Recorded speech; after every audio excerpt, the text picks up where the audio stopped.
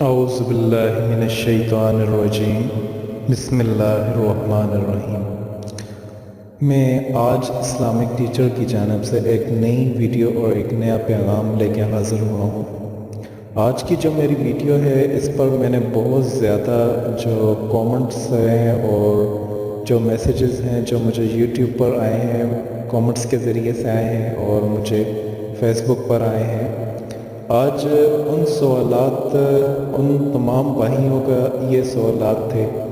کہ آپ ہمیں نسخہ نبوی صلی اللہ علیہ وسلم سے کوئی ایک ایسا نسخہ بتائیں جس کو ہم کریں اور ہمیں جو ہے ہماری روزی کشادہ ہو، ہمارا رزق کشادہ ہو، ہمارے رزق میں برکت ہو۔ آپ اس کو سنت نبوی سے جو ہے وہ ہمیں بتائیں، کیونکہ بہت زیادہ وظائف ایسے ہیں جو کہ علماء سے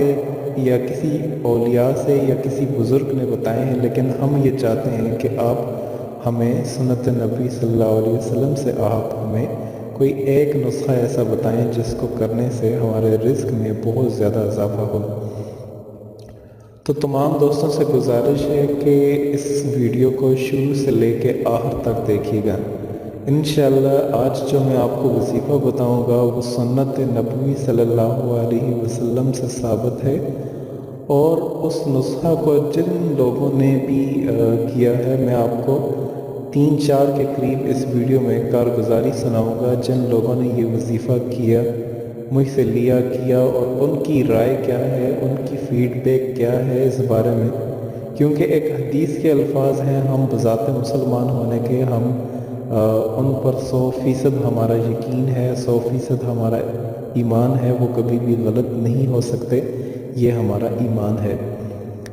ایک صحابی حضور اقدس صلی اللہ علیہ وسلم کی خدمت میں حاضر ہوئے۔ جب وہ آپ صلی اللہ علیہ وسلم کی خدمت میں حاضر ہوئے تو انہوں نے عرض کی، یا رسول اللہ صلی اللہ علیہ وسلم، آپ پر میرے ماں باپ قربان ہو جائے، میری اولاد قربان ہو جائے، میرا سب کچھ آپ پر قربان ہو جائے۔ دنیا نے مجھ سے پیٹھ اس طریقے سے پھیر لی ہے کہ میں ایک تنگ دست ہوں، ایک غریب ہوں، ایک لاچار ہوں، ایک مجبور شخص ہوں۔ دنیا نے مجھ سے نظریں جو ہیں وہ پھیر لی ہیں، اور وہ اب مجھ سے تعلق اس وجہ سے نہیں رکھنا چاہتے کہ میں ایک غریب ہوں اور ایک غریب خاندان سے تعلق رکھتا ہوں، اور اس وجہ سے وہ مجھ سے نظریں پھیر رہے ہیں۔ تو یہ بات جو ہے وہ مجھے پسند نہیں آتی، میرے دل کو اچھی نہیں لگتی کہ دنیا ایسا کیوں کر رہی ہے، لوگ ایسا کیوں کر رہے ہیں۔ تو آپ سے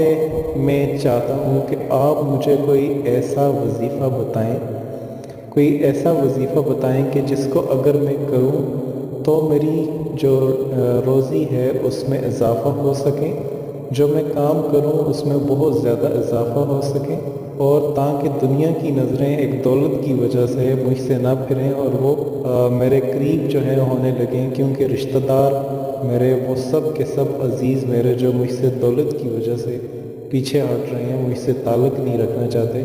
میں چاہتا ہوں کہ وہ مجھ سے تعلق رکھیں۔ آپ مجھے کوئی ایسا وظیفہ بتا دیں کہ جس کو اگر میں کرتا رہوں تو میرے رزق میں بہت زیادہ بے پناہ اضافہ ہو۔ تو حضور علیہ السلام نے بتایا کہ آپ جو ہے جو نسخہ حضور صلی اللہ علیہ وسلم نے بتایا، انہوں نے بتایا کہ فجر کے وقت، جب فجر صبح صادق کا وقت ہوتا ہے، ایک چھوٹا سا کلمات ہے، وہ آپ نے 100 مرتبہ پڑھنی ہے۔ اب وہ کلمات انشاءاللہ میں آپ کو اسی ویڈیو میں بتاؤں گا۔ اب میں آپ کو بتانا چاہوں کہ وہی صحابی پورے 7 دن، مطلب ایک ہفتہ بھی نہیں ہوا تھا، 7 دن جب وہ صحابی دوبارہ سے حضور اقدس صلی اللہ علیہ وسلم کی خدمت میں حاضر ہوئے تو انہوں نے بتایا، حضور صلی اللہ علیہ وسلم کو بتایا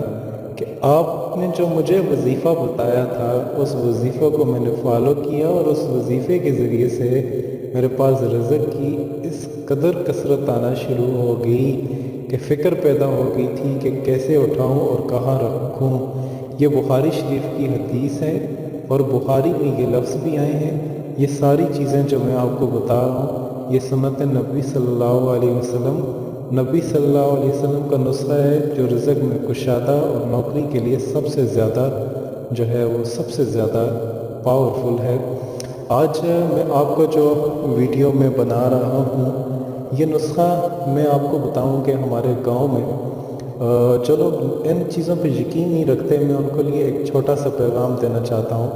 خدا را آپ ان چیزوں پہ یقین کریں، آپ اگر مسلمان ہیں تو ان چیزوں پہ یقین کریں۔ یہ چیزیں جو ہیں وہ سب کچھ جو تقدیر میں ہوتا ہے وہ تقدیر ہی بدل ڈالتی ہیں۔ دعا ہمیشہ یاد رکھیں، یہ اللہ پاک سے جب آپ کوئی چیز مانگتے ہیں تو اللہ پاک بہت زیادہ خوش ہوتے ہیں، اور اگر آپ اللہ پاک سے نہیں مانگتے، کسی غیر اللہ سے مانگتے ہیں تو اللہ پاک اس کے بہت زیادہ ناراض ہوتے ہیں۔ اور اللہ پاک جگہ جگہ قرآن مجید میں ارشاد فرماتے ہیں، سورہ یونس میں جو پارہ نمبر ہے سورہ یونس میں آپ نے اللہ پاک نے ارشاد فرمایا، جس کا ترجمہ میں آپ کو بتا رہا ہوں، اور تم اللہ کو چھوڑ کر کسی ایسی چیز کو پکارتے ہو جو تمہیں نہ تو فائدہ دے سکتے ہیں اور نہ نقصان دے سکتے ہیں۔ اگر تم نے ایسا کیا تو ظالموں یعنی مشرکوں میں سے ہو جاؤ گے، اور اللہ تمہیں کوئی نقصان پہنچائے تو اس کے سوا کوئی دور بھی نہیں کر سکتا، اور وہ تمہارے ساتھ بھلائی کرنا چاہے تو کوئی اس کے ساتھ فضل کو روک بھی نہیں سکتا، اور اپنے بندوں میں سے جسے چاہتا ہے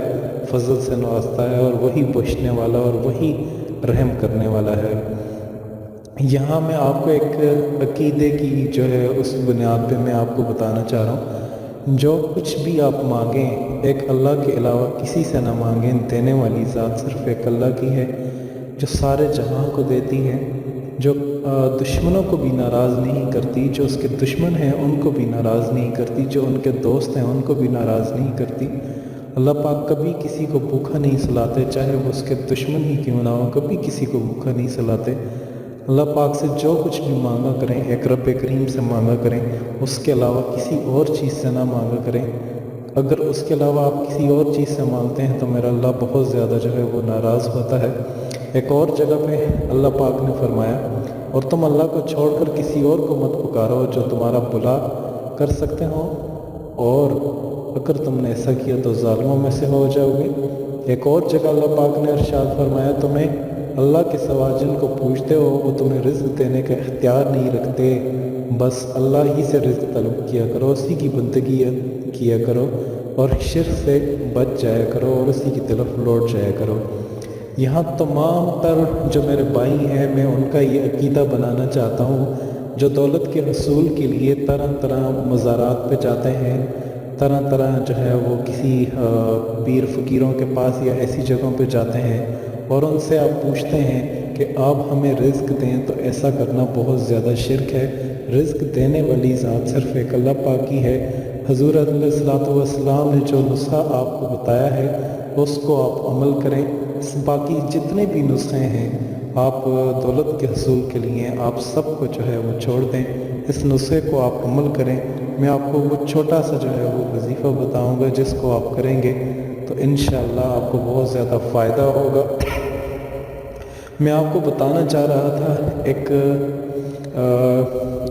جو لوگ ان وظائف پر یقین رکھتے ہیں ان چیزوں میں ایک چھوٹی سی جو ہے آپ کا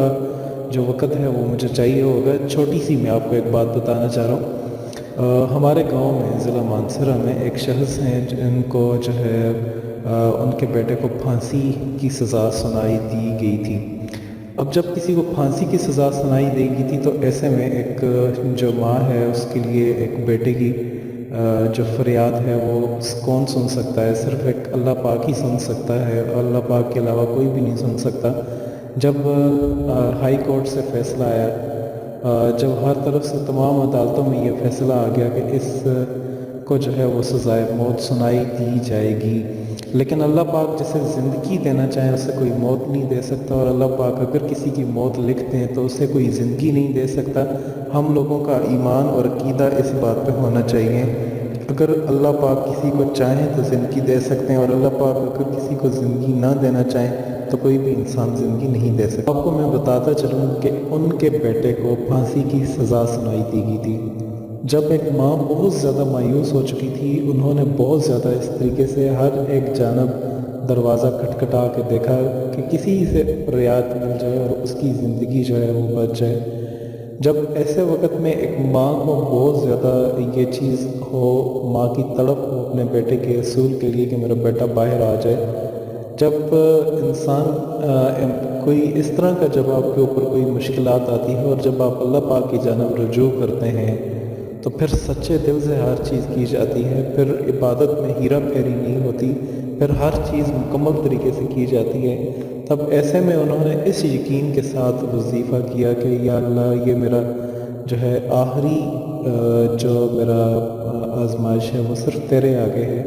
میں سب دنیا کے دروازے جو ہے وہ کھٹکھٹا چکی ہوں، مجھے کسی سے فائدہ نہیں پہنچ سکا، اب میں تیرے آگے جو ہے وہ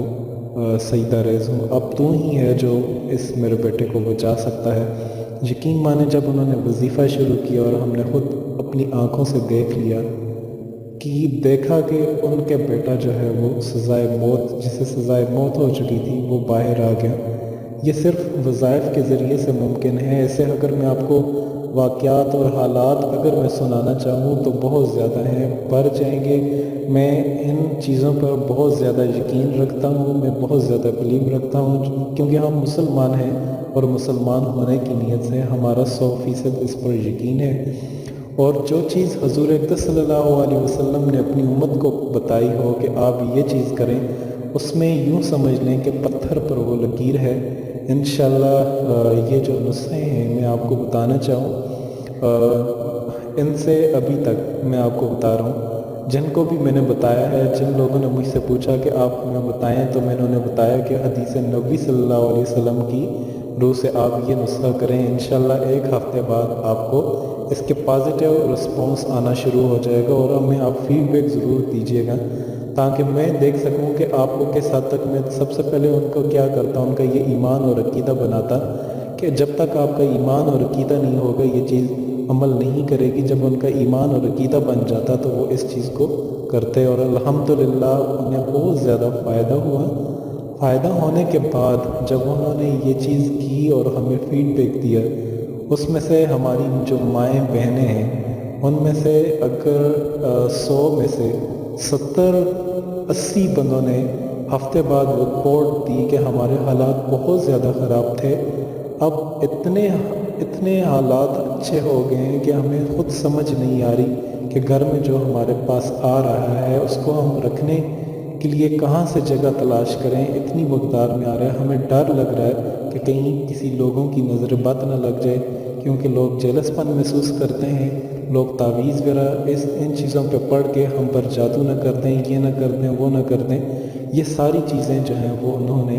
بتائیں، انہوں نے فیڈ بیک دیا۔ یہ میرا ایمان ہے، ان چیزوں پہ پختہ ایمان ہے، اس وظیفے کو آپ کریں۔ میری آپ سے بھی گزارش ہے کہ آپ اس وظیفے کو کریں۔ کرنے کا طریقہ اور کرنے کا عمل میں آپ کو بتا دیتا ہوں۔ آپ نے کرنا کس طریقے سے ہے، صبح نماز فجر کے وقت آپ جب نماز فجر پڑھ لیں، یاد رکھیں یہ آپ کی جو والدہ ہیں وہ بھی کر سکتی ہیں، آپ والد ہیں وہ بھی کر سکتے ہیں، کوئی بھی فرد اس کو کر سکتا ہے۔ ایک ہفتے تک آپ نے لگاتار یہ کرنا ہے، اور 100 مرتبہ آپ نے یہ تسبیح پڑھنی ہے۔ وہ تسبیح کیا ہے؟ سبحان اللہ وبحمدہ، سبحان اللہ العظیم وبحمدہ استغفر اللہ، یہ آپ نے پڑھنا ہے۔ یہ وہ نسخہ ہے جو حضور اقدس صلی اللہ علیہ وسلم نے ان اصحابی رسول کو بتایا تھا جنہوں نے حضور صلی اللہ علیہ وسلم سے عرض کی تھی کہ مجھ سے جو ہے وہ کوئی تعلق نہیں رکھ رہا، صرف اس بنیاد پر نہیں رکھ رہا کہ میں ایک غریب گھرانے سے تعلق رکھتا ہوں، سب معاشرے کی سب لوگوں نے مجھ سے نظریں پھیر لیں، آپ مجھے کوئی ایسا وظیفہ بتائیں کہ جس سے مجھے بہت زیادہ فائدہ ہو سکے۔ تو حضور اقدس صلی اللہ علیہ وسلم نے انہیں فرمایا کہ آپ یہ وظیفہ کر لیں، اور انہوں نے بتایا کہ صبح کے وقت جو 100 ٹائم آپ یہ پڑھ لیا کریں، تسبیح پڑھ لیا کریں، 7 دنوں میں آپ کو بہت زیادہ جو ہے وہ فائدہ ہوگا۔ وہ صحابی رسول صلی اللہ علیہ وسلم بھی جب حضور صلی اللہ علیہ وسلم کے پاس واپس گئے، 7 دنوں کی انہوں نے کارگزاری سنائی کہ یا رسول اللہ صلی اللہ علیہ وسلم اب میرے پاس رزق اتنی وافر مقدار میں آ رہا ہے کہ مجھے یہ فکر پیدا ہو گئی ہے کہ اسے اٹھاؤں گا کیسے اور رکھوں گا کیسے۔ تو آپ کو وہ میں تسبیح دوبارہ سے بتا دیتا ہوں، تمام میری بہنوں سے گزارش ہے کہ میرے ساتھ ایک مرتبہ پھر جو ہے وہ پڑھ لیں۔ سبحان اللہ وبحمدہ سبحان اللہ العظیم وبحمدہ استغفر اللہ، سبحان اللہ وبحمدہ سبحان اللہ العظیم وبحمدہ استغفر اللہ۔ دوبارہ سے آپ کو جو ہے وہ میں بتا رہا ہوں، سبحان اللہ وبحمدہ سبحان اللہ العظیم وبحمدہ استغفر اللہ۔ میری تمام بہنوں سے گزارش ہے، اس وظیفہ کو کرنے کے لیے آپ کو کسی قسم کی اجازت لینے کی ضرورت نہیں ہے، کیونکہ جب ایک کومنٹس اجازت کا آتا ہے تو اس کے دیکھا دیکھی بہت زیادہ کومنٹس آنے لگ جاتے ہیں۔ اس میں اجازتیں عام ہیں، آپ صبح کے وقت 100 ٹائم یہ تسبیح ایک ہفتے تک پڑھیں، انشاءاللہ آپ کے جو برے وقت ہیں وہ ہمیشہ کے لیے دور ہو جائیں گے اور آپ کے اچھے وقت آنا شروع ہو جائیں گے، اور رزق میں اتنا اضافہ ہوگا آپ خود بھی ان کو سنبھال نہیں پائیں گے۔ آخر میں میری آپ سے ایک چھوٹی سی ریکویسٹ ہے کہ اس ویڈیو کو جہاں تک ہو سکے آپ شیئر کریں۔ جو اس ویڈیو کو دیکھ رہا ہے یا ابھی دیکھ رہا ہے، میری ان سے، ان اپنے بھائیوں سے گزارش ہے، ان اپنی بہنوں سے گزارش ہے کہ اس ویڈیو کو جہاں تک ہو سکے شیئر کریں، تاکہ اس ویڈیو کے ذریعے سے ہم اپنے مجبور بھائیوں کا، مسلمان بھائیوں کا فائدہ اٹھا سکیں۔ ایک اور چیز میں آپ کو بتانا چاہوں کہ مجھے چند کومنٹس اور چند یہ چیزیں آتی ہیں جس میں مجھے بہت زیادہ جو ہے یہ دعا کی درخواست بھی کی جاتی ہے، اور اکثر اس طرح کے کومنٹس آتے ہیں جرمنی سے، ایک میرے خیال میں شاید وہ قادیانی مذہب سے تعلق رکھتی ہیں یا کس مذہب سے تعلق رکھتی ہیں، میں ان کے مذہب پہ نہیں جاتا، میں کسی مسلک پہ نہیں جاتا۔ اگر کوئی مجھ سے مسلک پوچھ رہا ہے تو میں صرف مسلمان ہوں، الحمدللہ جو ہے حضور صلی اللہ علیہ وسلم کی ختم نبوت پر میں یقین رکھتا ہوں، تمام کے تمام اصحاب رسول صلی اللہ علیہ وسلم کو مقدس سمجھتا ہوں۔ میری نظر میں حضرت ابو بکر صدیق سے سب سے افضل ہیں، دوسرے نمبر پر حضرت سیدنا عمر رضی اللہ تعالیٰ عنہ، سیدنا عثمان رضی اللہ تعالیٰ عنہ، میرا سیدنا علی رضی اللہ تعالیٰ عنہ، یہ تمام اصحاب رسول، جتنے بھی اصحاب رسول ہیں، اہل بیت ہیں، سب کے سب میرے لیے بہت زیادہ مقدس ہیں۔ میں حضور صلی اللہ علیہ وسلم کی جو سنت ہے، جو انہوں نے بتائی ہے، اس کو میں فالو کرتا ہوں۔ جو چیز قرآن میں بتا دی گئی ہے، جو حدیث میں بتا دی گئی ہے، میں اس کو فالو کرتا ہوں۔ اس کے علاوہ اگر کسی نے کوئی چیز بتائی ہے 1400 سال بعد اگر کسی نے بتائی ہے، میں اس کو فالو نہیں کرتا۔ جو حضور صلی اللہ علیہ وسلم نے بتایا، جو شریعت نے ہمیں چیزیں بتائیں وہ مکمل ہو چکی ہیں، اس کے بعد میں کسی چیز کو فالو نہیں کرتا۔ ان چیزوں نے، وہ جو بہن ہے انہوں نے یہ بہت زیادہ کومنٹس کیے کہ اگر آپ یہ جو وظائف بتاتے ہیں جو دولت حاصل کرنے کے، اگر اس میں فائدہ ہوتا تو آج مسلمان دنیا کبھی بھی یہود و نصارہ سے بھیک نہ مانگ رہی ہوتی۔ تو میری ان تمام بہنوں سے گزارش ہے، ہمارا کوئی ایک ملک ایسا نہیں جہاں پہ شرعی نظام مکمل طور پہ قائم ہو، جہاں پر ہم فخر سے کہہ سکیں شکر الحمدللہ اس ملک میں جو بھی نظام ہے یا اس ملک کی جتنی بھی آبادی ہے وہ 100% حضور علیہ السلام کی سنتوں پر عمل کرنے والی ہے۔ آج تک کسی ایک نے ایسا ہمیں نہیں بتایا۔ اگر کسی نے نہیں بتایا تو ہم سنتیں بہت زیادہ ذبح کر رہے ہیں۔ یہی وجہ ہے کہ ہم ہر فیلڈ میں پیچھے ہیں، یہی وجہ ہے کہ ہم ہر محاذ میں پیچھے ہیں۔ میری ان بہن سے یہ سوال ہے کہ آپ خدارہ آپ ایسا نہ کریں، آپ اگر مسلمان ہیں تو آپ ایسا نہ کریں، ایسا نہ کریں، ایسا نہ کریں، کیونکہ یہ قرآنی فضائل ہوتے ہیں، ان کا مذاق اڑانے والا مسلمان نہیں رہ سکتا۔ آپ سے گزارش ہے کہ آپ ایسا نہ کریں، اور میری تمام بہنوں سے میری گزارش ہے اور تمام بھائیوں سے میری گزارش ہے کہ اس ویڈیو کو زیادہ سے زیادہ جو ہے وہ شیئر کریں، اور ہمارا پیج اور ہمارا چینل اسلامک ٹیچر ضرور سبسکرائب کیجیے گا۔ انشاءاللہ اگلی ویڈیو کے لیے حاضر ہوتے ہیں، تب تک کے لیے خدا حافظ۔